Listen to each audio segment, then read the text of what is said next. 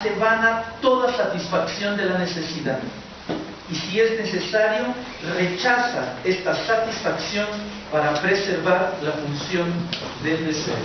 Entonces, la palabra excedente y no hay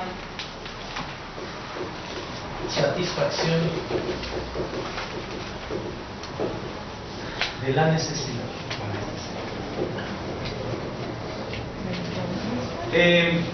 Hoy el seminario se llama Erotismo entre el deseo y el goce, o también no nos olvidemos de Marx, que es el subtítulo. ¿Se acuerdan esta frase? Lacan la enmarca diciendo que aparentemente la demanda oral es aliméntame, que esta demanda oral respondería de algún modo a la demanda del otro de come, y como esta demanda del otro de come podría de algún modo matar el deseo. Pero además que justamente si la demanda es dame de comer, el deseo es devorar al otro, donde entra directamente la dimensión del erotismo. La dimensión del erotismo entra en eso que no tiene que ver con satisfacer una necesidad. La segunda referencia está en la página 245,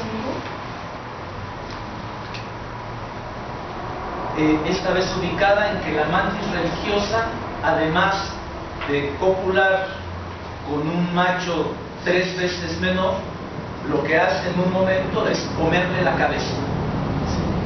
Y Lacan dice: la preferencia otorgada al goce respecto a toda referencia al otro se descubre como la dimensión esencial de la naturaleza, pero es demasiado visible que somos nosotros quienes aportamos este sentido moral.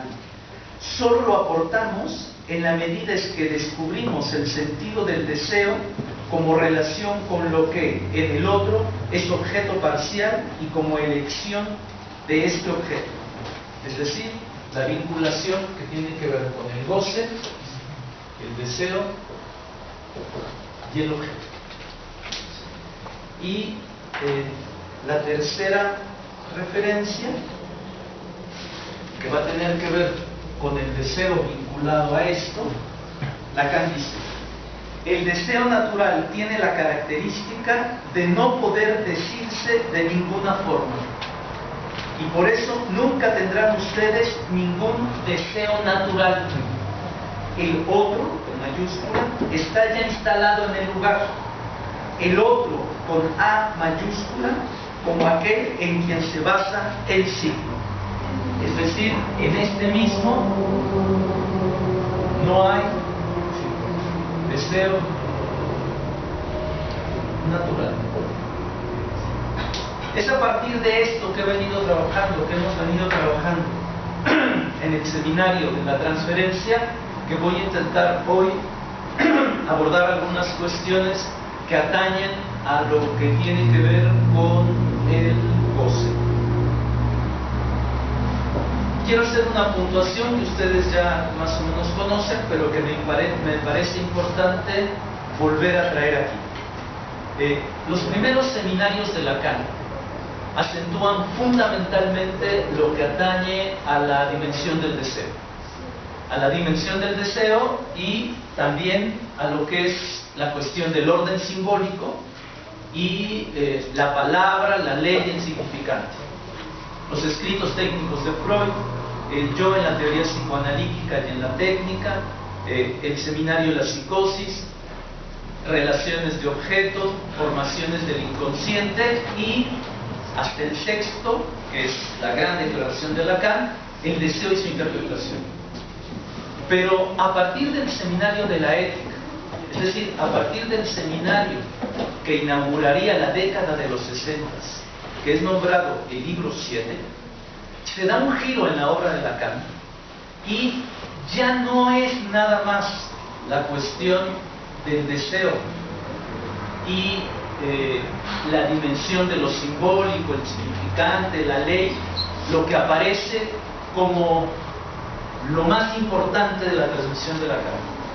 Me parece que a partir de 1960, específicamente en el Seminario de la Ética, se introducen dos cuestiones: la dimensión del goce y la dimensión de lo real. Esto que acontece en el Seminario de la Ética del Psicoanálisis no es sin importancia, porque a la relación deseo simbólico se introduce la cuestión del goce y lo real. Y van a ver desde qué perspectiva.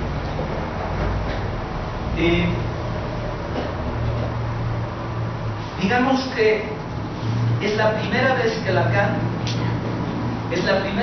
Lacan, de manera más específica, nos propone en el psicoanálisis pensar esta relación del goce con el sujeto y lo que atañe a la cuestión de lo real. Permítanme recordárselas, la cuestión que aquí se ven. Respecto a la ley, miren lo que dice Lacan, es desde la primera clase.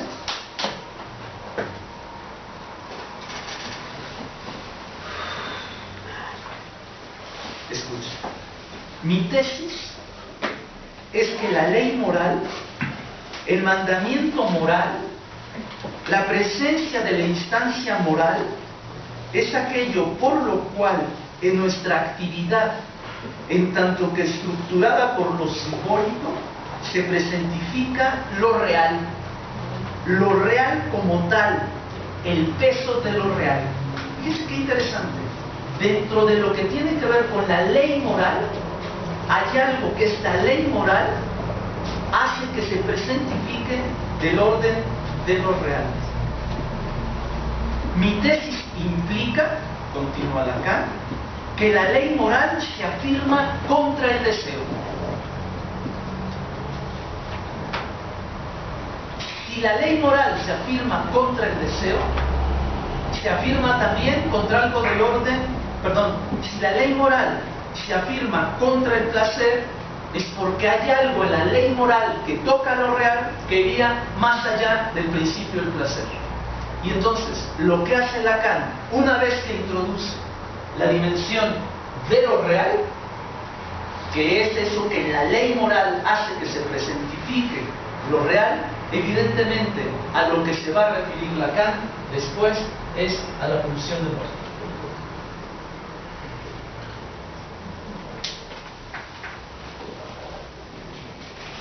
Dice así: ¿qué es el instinto de muerte? ¿Qué es esa suerte de ley más allá de toda ley? ¿Se dan cuenta? Hay una ley que es estrictamente simbólica, pero habría una ley que hace que se presentifique la dimensión de lo real, que es una ley que estaría más allá de toda ley. ¿Qué es esa suerte de ley más allá de toda ley que solo puede formularse como una estructura última, un punto de fuga de toda realidad posible de alcanzar? En el acoplamiento entre el principio del placer y el principio de realidad, el principio de realidad podría aparecer como una prolongación, una aplicación del principio del placer. Y entonces, justamente, lo que Lacan va a empezar a vincular es goce real, pulsión de muerte.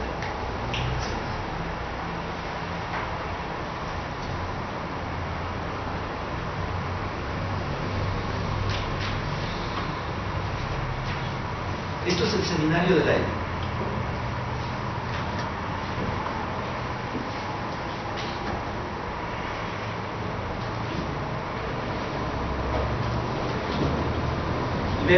Vean lo que dice. Se trata de explicar el funcionamiento normal de la mente.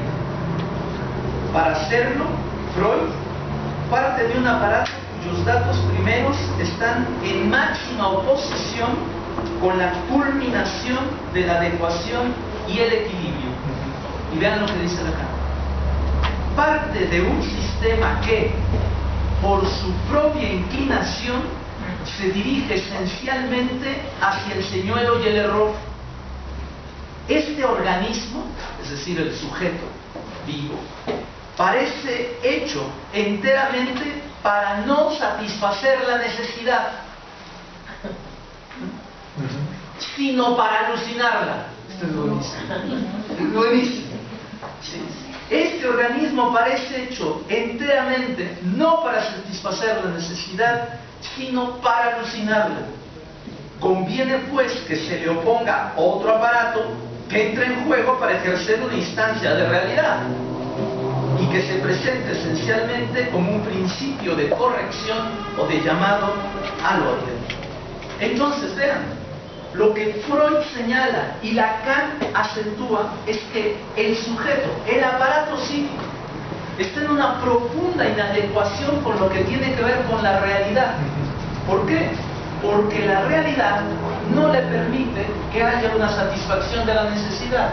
De hecho, la realidad y el aparato psíquico están, de algún modo, en una especie de desacuerdo radical. Entonces, la inadecuación radical para satisfacer una necesidad hace que el aparato psíquico incluso tenga que alucinar.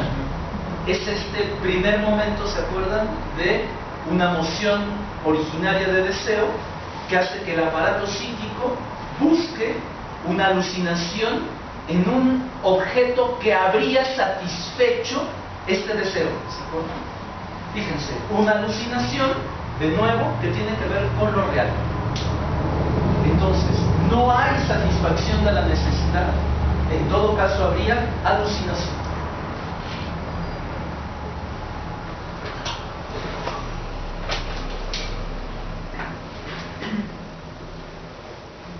Ahora, dejo esto porque es lo que Lacan está trabajando en el Seminario de la Ética. La primera vez que Lacan introduce, después de hablar de esto, porque si se dan cuenta hasta ahorita, Lacan no ha hablado de goce. Yo lo que he planteado no ha sido del goce. He hablado de lo real, de la pulsión de muerte, de la alucinación, pero no he hablado del goce. Pero esto prefigura la posibilidad de que Lacan hable del goce. De hecho, en el seminario que establece Jacques Alain Miller, la tercera parte del seminario de la ética se llama la paradoja del goce. No sé si es, déjenme ver si es en plural o en singular. Porque después hay otra paradoja, la paradoja del goce. Y es que después va a haber un capítulo que se llama Las paradojas de la ética. ¿Sí? Pero en este capítulo de la paradoja del goce, allí trabaja muy en el vínculo con Nietzsche de la muerte de Dios. Después del capítulo donde Lacan trabaja la muerte de Dios y tomando en cuenta los mandamientos, los mandamientos, digamos, judeocristianos, retoma la propuesta de Freud de horrorizarse ante el mandamiento de amarás a tu prójimo como a ti mismo. Recuerden que Freud hace una crítica radical a este mandamiento en uno de los textos cúspides de su obra, que es El malestar en la cultura. Y es allí, después de hablar de la muerte de Dios y después de convocar a Freud en su crítica a este mandamiento de amarás a Dios, amarás a tu prójimo como a ti mismo, que Lacan, respecto al amor al prójimo, y es que no es sin importancia, acepto la risa, ¿no? O sea, amarás a Dios por sobre todas las cosas. Ese es el primer mandamiento. ¿Sí? ¿Sí? Y estrictamente, el mandamiento cristiano, hay 10 mandamientos, estrictamente son 22, pero hay 10 mandamientos. El que es judeocristiano es el primero. amarás a Dios por sobre todas las cosas. Y el segundo, que es estrictamente el cristiano, es amarás a tu prójimo como a ti mismo. ¿Sí? Que si se dan cuenta, tiene que ver justamente con que el fundamento de la religión judeocristiana, específicamente la cristiana, es el amor. ¿Sí? Entonces, ante el primer amarás a Dios por sobre todas las cosas, Lacan responde con la propuesta de Nietzsche de Dios ha muerto. Solo que agrega, Dios está muerto desde siempre. No es que un día murió, sino Dios está muerto desde siempre. Lo que implica toda una otra posición justamente frente a la ley, la moral, la religión. Y la segunda, esta de amarás a tu prójimo como a ti mismo, es justamente lo que Freud se horroriza, que hay un mandamiento de ese orden. Y Lacan lo dice así. La primera vez que habla del goce de manera radical, dice: Freud, en un texto como El malestar de la cultura, nos permite formular lo siguiente: el goce es un mal.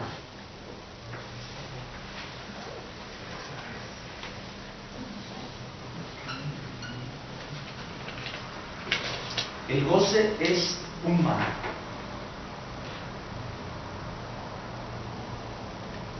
¿Por qué? Es un mal porque entraña el mal del prójimo. Eso, dice Lacan, tiene un nombre. Se llama más allá del principio del placer. Entonces vean, lo que tiene que ver con la pulsión de muerte se vincula directamente al goce y a esto. El goce es un mal porque entraña el mal del prójimo.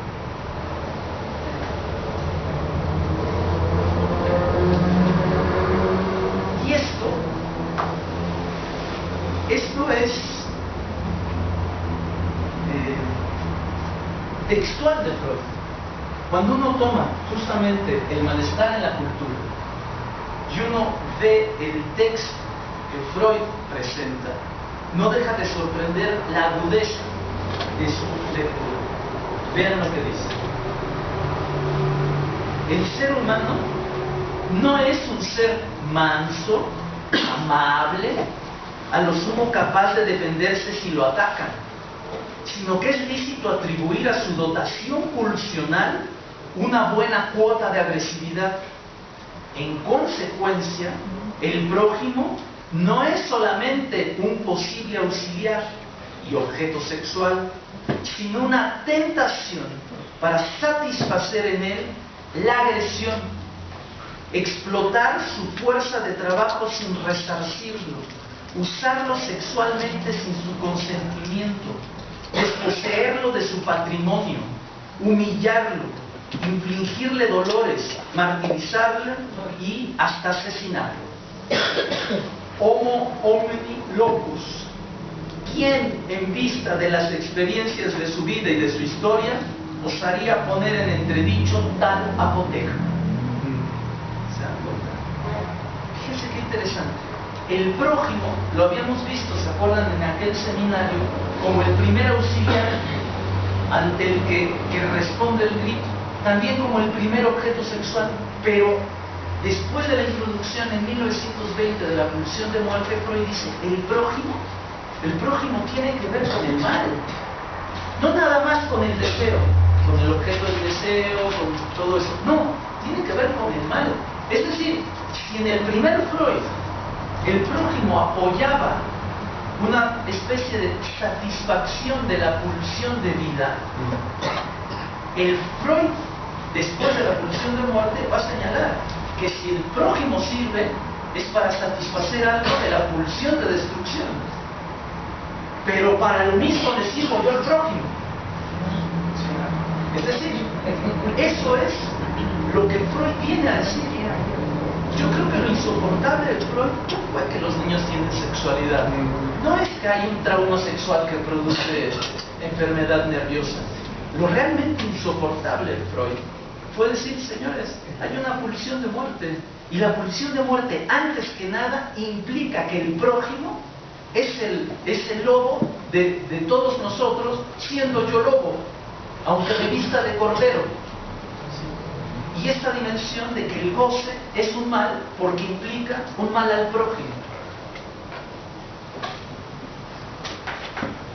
Y culmina con un enunciado que va a resignificar de otra manera todo lo que tiene que ver con el amor.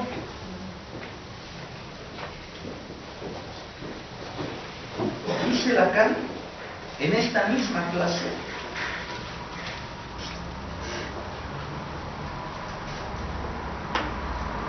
quizás el sentido del amor al prójimo podría volver a darme el verdadero rumbo.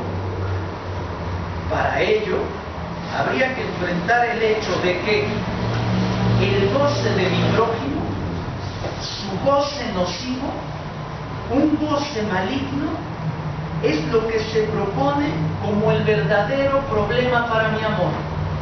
¡Aemo! O sea, ¿cuál es la dificultad del amor? Que en ese prójimo hay un goce maligno, hay un goce maldito, hay un goce de destrucción, pero en mí también. En mí también hay un goce maldito, hay un goce maligno, hay un goce de destrucción. Entonces yo estoy bien, tú estás bien, la comunicación, el chiste es hablar. Después de Freud uno dice, después de Freud de que ha vivido un año en pareja, o sin pareja, no importa, donde quiera que esté la cultura. Esto es fortísimo, porque toda esta posición romántica del amor, toda esta cuestión tan bonita, ¿no? Tan gestáltica del amor, así, todo, ¿no? Que al final uno llora en el grupo y ¿no? Así.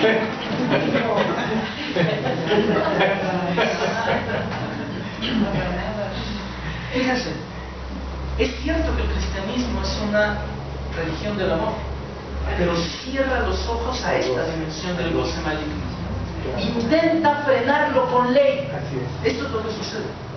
Intenta frenarlo con una ley, ¿no? Que tiene que ver con amarás a tu prójimo como a ti mismo. Casi decir, ¿y por qué me necesitas exigir que lo ame? ¿Qué puede no hacerse? O sea, ¿se dan cuenta? Una ley parte de una evidencia de facto que más bien entre lobos no nos mordemos las colas. Duérmete un ratito. Hagamos una disolución de nuestro grupo, ¿no? Dividamos lo que fuimos. Una vez.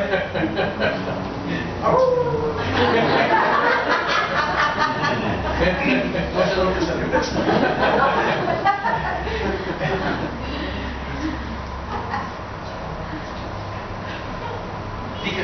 Fíjense lo que se está dando. Vean qué curioso. Este seminario es anterior, el seminario anterior al de la transferencia. Es decir, la transferencia es un seminario sobre el deseo, sobre el amor, pero este es anterior. Es decir, algo aquí del orden del goce, de la pulsión de muerte, es tan insoportable que el mismo Lacan vuelve a Platón, ¿no? Vamos a hablar del amor. Vamos a hablar del amor. Pero vean lo que trabaja en estos seminarios. En la siguiente clase, después de la muerte del Padre, la muerte de Dios, el amor al prójimo, se llama el goce de la transgresión. ¿Sí? El goce de la transgresión. Y allí aborda directamente a la pulsión de muerte. Lo sorprendente es que para introducir algo novedoso, pero radicalmente freudiano, de la pulsión de muerte, Lacan recurre a Marx. A Marx, que critica a Hegel. Y justamente lo que me parece genial de Lacan en el momento en que Lacan retoma a Marx para hablar de la pulsión de muerte, en su crítica a Hegel, es porque justamente él retoma de Marx el cuestionamiento de que habría una necesidad natural, es decir, que habría una naturaleza humana natural. Eso es lo que Lacan retoma de Marx en relación a lo que tiene que ver con esta cuestión. Déjenme retomar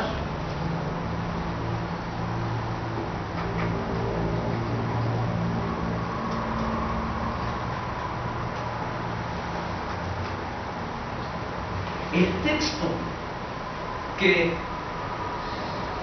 Lacan convoca de Marx es el que se llama La crítica a la filosofía del derecho de Hegel. Y justamente señala que la crítica que Marx le hace a la concepción del derecho de Hegel es que Hegel plantearía de algún modo que el Estado burgués cumple la función de organizar la vinculación, fíjense, entre la razón y la necesidad. Que esta sería la función del Estado burgués, ¿no? Es decir, organizar la vinculación entre la razón y la necesidad. Y el modo como tiene el Estado burgués de ver, de vincular la razón con la necesidad es el derecho. Es decir, lo que tiene que ver con la ley. La crítica marxista señala que esta concepción de Hegel es parcial y que de algún modo es una abstracción de la teoría del Estado y que justamente el Estado burgués no podría armonizar la relación entre la razón y la necesidad a través del derecho.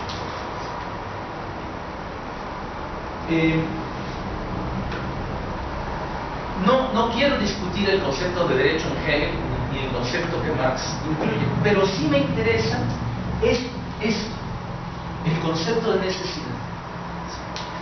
¿Por qué? Porque de algún modo el concepto de necesidad es un concepto importantísimo en Marx. Tan es así que incluso los nuevos y las nuevas estudiosas que vienen del bloque oriental como Atlas de Heller va a señalar que uno de los conceptos fundamentales en la obra de Marx es el concepto de necesidad.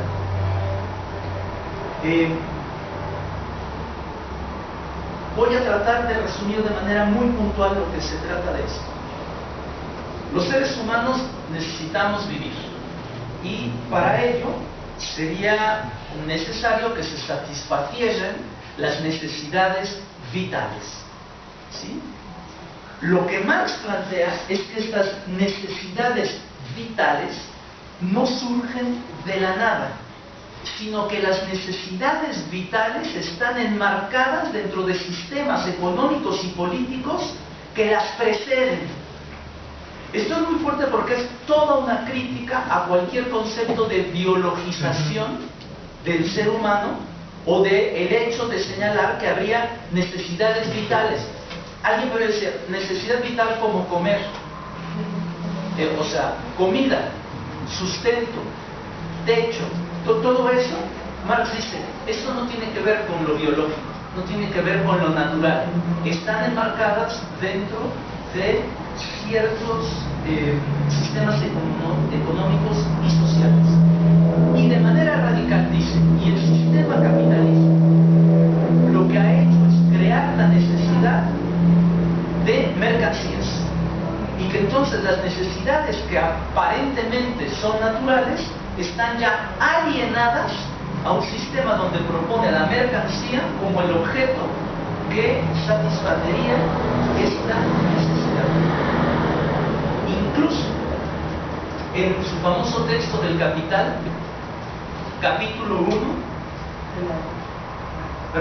el Capital, volumen 1, capítulo 1, página 3, define a la misma mercancía ligada al concepto de necesidad. Dice, la mercancía es una cosa apta para satisfacer necesidades humanas. ¿Sí? No dice naturales, no dice vitales, no. Necesidades humanas. Justamente, la gran discusión es si hay necesidades naturales. Que en el fondo, habría que decir, es que hay un hombre natural. Para Marx, como para Freud, como para Lacan, el hombre es ya, desde ya, algo que tiene que ver con el orden de lo social. Marx, en uno de sus libros más famosos, Manuscritos de Economía y Filosofía de 1844, señala: el hombre produce incluso libre de la necesidad física, ¿escuchen?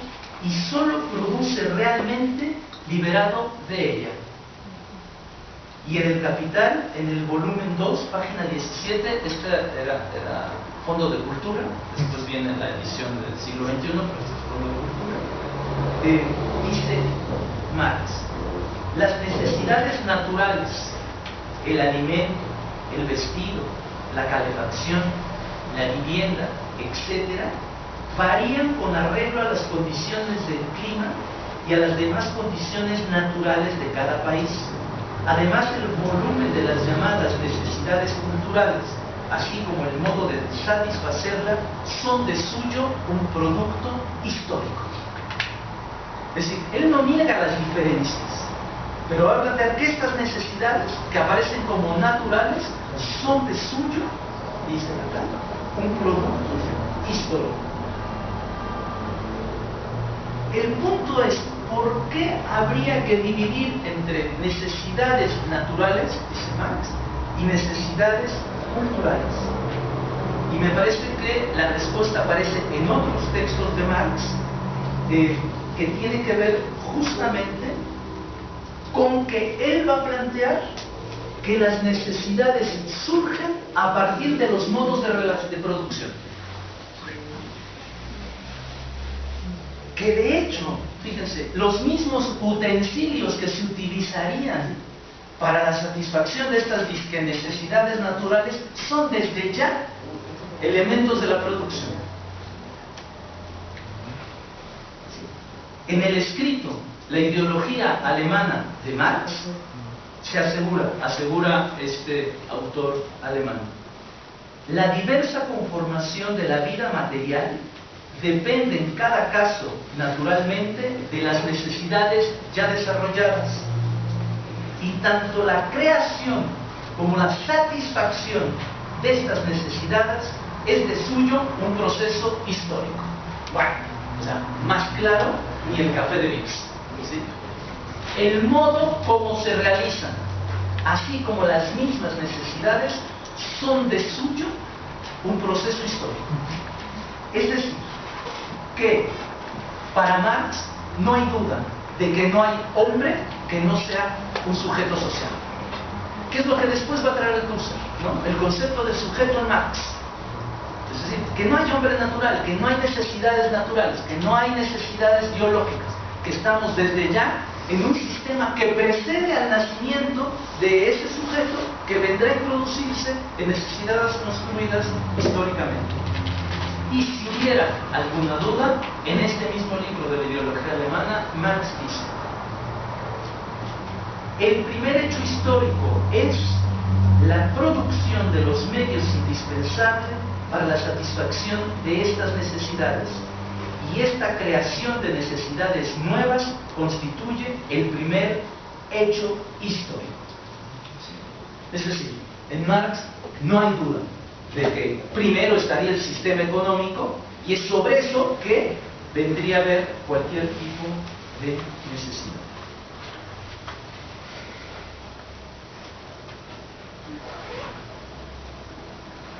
Lo que de algún modo va a plantear Marx es que toda necesidad está alienada. Toda necesidad está alienada a un sistema político, histórico de producción. Y que esta alienación de la necesidad está directamente ligada a la alienación del hombre y después a la alienación de las riquezas. esta alienación económica justamente empujaría, y esto es lo importante, a utilizar a otro hombre para cumplir sus necesidades sociales y políticas. Es decir, lo dramático es que justamente la alienación económica exigiría que un hombre utilizara a otro para satisfacer no sus necesidades naturales, sino sus necesidades políticas. Y entonces, esto es fundamental porque lo que Marx hace, retomando a Hegel, es que en última instancia el objeto más elevado de una necesidad humana es otro ser humano.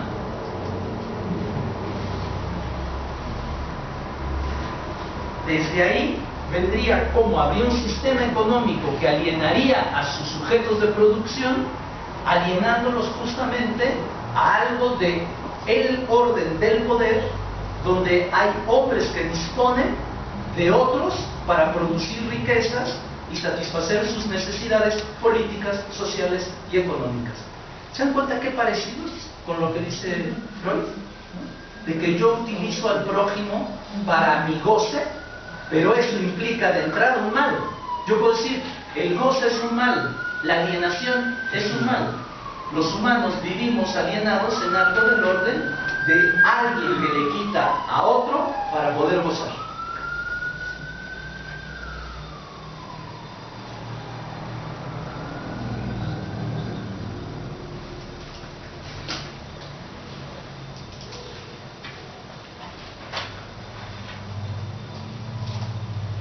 De ahí que en Marx la teoría económica es imposible sin una teoría del poder. Si ustedes se acuerdan, se llama Capital, crítica a una economía política. En Marx no hay posibilidad de pensar lo económico sin una teoría del poder. Porque ¿qué es el poder?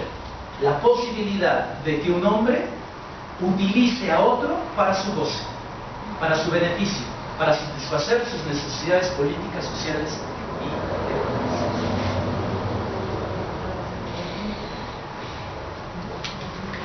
De allí, de todo esto, Lacan retomará el concepto marxiano de necesidad no natural por dos razones. Una, justamente para hacer una crítica a todo lo que tiene que ver con necesidades biológicas, naturales, y segunda, vincular, esto es lo que me parece importante, la dimensión del poder con el goce.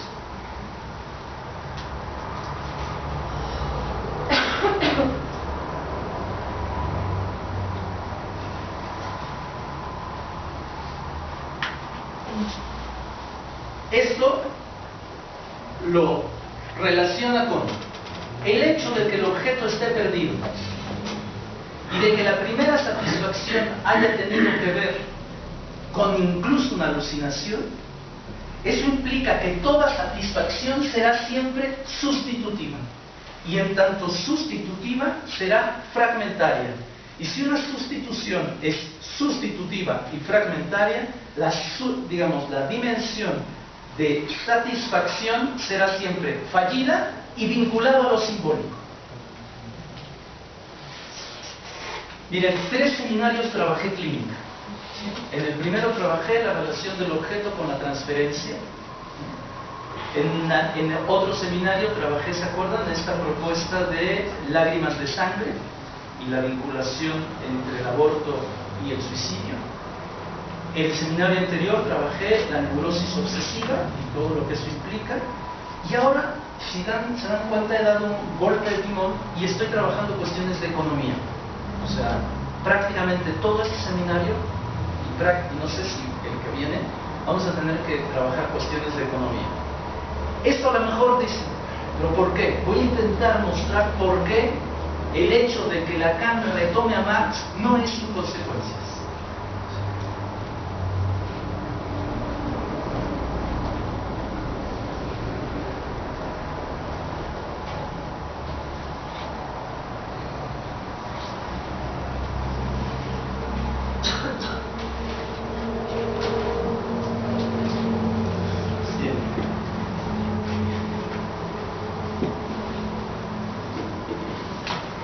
lo importante aquí es ¿y cómo entraría el goce? Ok,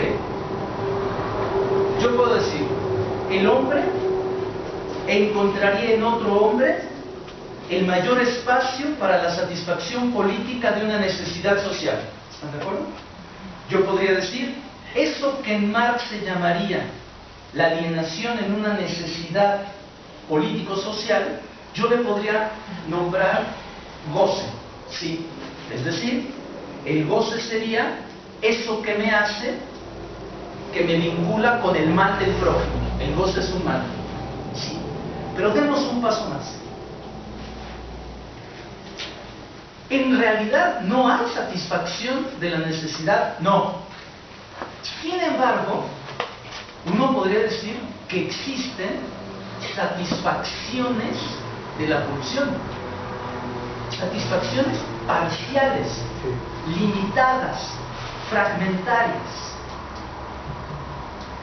Pero lo fuerte es que de algún modo lo que Lacan nos va a proponer, que la satisfacción de la pulsión se realiza en el campo del goce. Que si habría una posibilidad de pensar una satisfacción de la pulsión, esta se llamaría goce. Fíjense, goce, satisfacción parcial de la pulsión de muerte. El goce es la satisfacción parcial de la pulsión de muerte.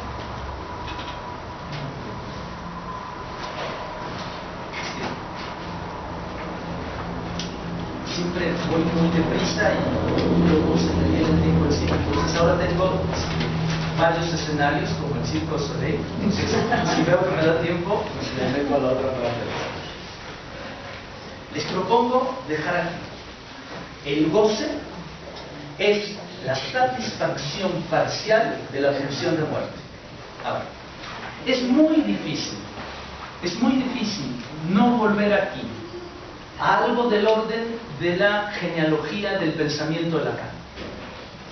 Que el seminario de la ética haya al menos 3 clases que tengan que ver con la transgresión y que la transgresión se vincule con la sexualidad y con la muerte, no puede, desde mi perspectiva, obviarse el hecho de que esto está directamente vinculado con un autor fundamental para el pensamiento francés, que es Georges Bataille.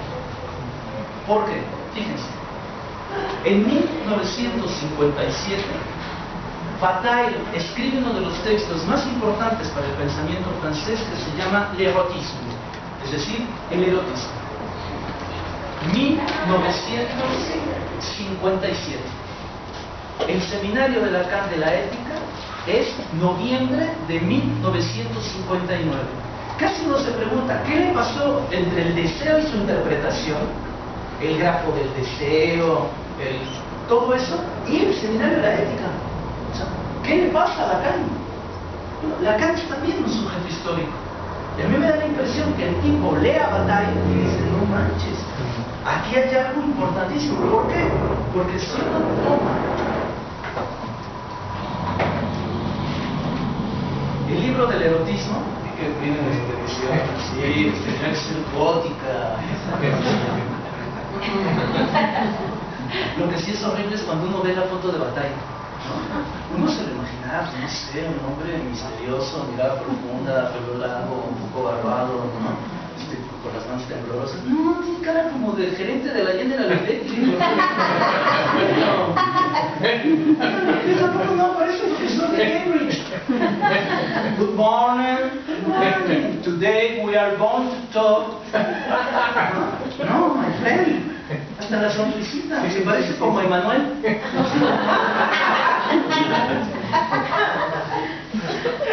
No entiendo por qué. Pero bueno, hubiera elegido otra foto. ¿Qué me importa? Si uno ve el índice, nada más el índice del libro del erotismo, se da cuenta que La primera parte se llama el interdicto y la transgresión. Y la segunda parte se llama estudios diversos sobre el erotismo. La primera parte, que es el interdicto y la transgresión, Bataille trabaja el erotismo, la experiencia interior. El interdicto vincula a la muerte. El interdicto vincula a la reproducción. La afinidad de la reproducción y la muerte, la transgresión. Y en estudios diversos sobre el erotismo, el primero se llama 15, el hampa y el trabajo, y el segundo, el hombre soberano de Sade, y el tercero, Sade y el hombre normal. Y uno se da cuenta que Lacan, cuando va a trabajar la clase que se llama el goce de la transgresión, dice: hoy hablaré de Sade. Habla de la transgresión, del goce, de la sexualidad, de la muerte, de la ley. Es muy difícil no hacer una relación con Bataille. De hecho, lo menciona a Bataille para criticar algo que dice de Sade, pero no dice ni dónde, ni cuándo, ni por qué, ni qué dijo Bataille. Qué raro, Yo casi les puedo asegurar, no lo chequé, pero en los escritos, si ustedes ven el índice razonado, no aparece el nombre de Bataille. Estoy casi seguro. 2 pesos de... Y quiero mostrar cómo Lacan, trabajando de el libro 1 o el seminario 53-54, los escritos técnicos de Freud, se da una discontinuidad en la obra de Lacan, que venía trabajando el deseo y el simbólico, y de repente se introduce, curiosamente, después de la publicación en París de este libro, algo que tiene que ver con todo esto. Yo sé que conocen a Bataille. Permítanme nada más decirles algunas cuestiones de este maravilloso libro. ¿Por qué? Porque a donde quiero llegar es a proponerles que... No lo sé, voy a decir. Hasta que llega la proposición.